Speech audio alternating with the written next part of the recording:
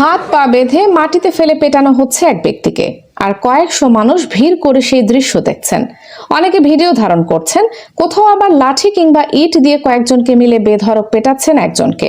রক্তাক্ত অবস্থায় মাফ চাওয়ার পরও ছাড় মিলছে না। এমনকি কিছু ক্ষেত্রে আক্রান্ত ব্যক্তির বাড়ি ঘরেও হামলার ঘটনা ঘটেছে। সম্প্রতি সামাজিক মাধ্যমে এমন একাধিক ভিডিও ভাইরাল হয়েছে, যেগুলো মাদক ব্যবসায়ী কিংবা মাদক সেবীদের বিরুদ্ধে সাধারণ মানুষের ক্ষোভ হিসেবে উল্লেখ করা হয়েছে। ব্রাহ্মণবাড়িয়া এবং ফরিদপুর জেলার এমন 3টি ঘটনার খোঁজ নিয়ে জানা গেছে, এগুলো মূলত মাদক ব্যবসা সংশ্লিষ্ট। কোথাও মাদক কারবারির, আবার কোথাও মাদক সেবনের অভিযোগ তুলে কথিত অপরাধীকে নিজেরাই শাস্তি দিয়েছেন এলাকাবাসী। যদিও এসব ঘটনায় আইন নিজের হাতে তুলে নেওয়ার বিষয়টি নিয়ে নানা আলোচনা সমালোচনা তৈরি হয়েছে। অনেকে প্রশ্ন তুলেছেন যে, বিচার যদি এভাবেই হয় তাহলে আইন আদালতের কি প্রয়োজন? গত 2 বছরে বাংলাদেশে আইন নিজ হাতে তুলে নেয় এবং নিজেরাই কথিত বিচার করে ফেলার প্রবণতা ভয়াবহ মাত্রায় বেড়েছে।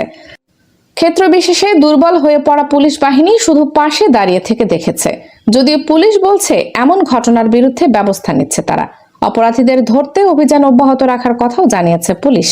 এদিকে বিচার ছাড়াই অপরাধীকে শাস্তি দেওয়া এবং আইন নিজের হাতে তুলে নেওয়ার এসব ঘটনা দেশের আইন শৃঙ্খলা পরিস্থিতি নিয়ে ভালো বার্তা দেয় না বলে মনে করেন মানবাধিকার কর্মী এবং বিশ্লেষকরা।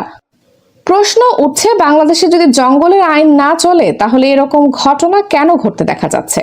সামাজিক মাধ্যমেও এই ধরনের ঘটনার বৈধতা উৎপাদনের কমতি নেই। বিশেষত ধর্ষণ সংক্রান্ত ঘটনাগুলোয় প্রকাশ্যে শাস্তি দাবির পাশাপাশি নিজেরাই ব্যবস্থা নেওয়ার দাবি এখন নিয়মিত ঘটনা।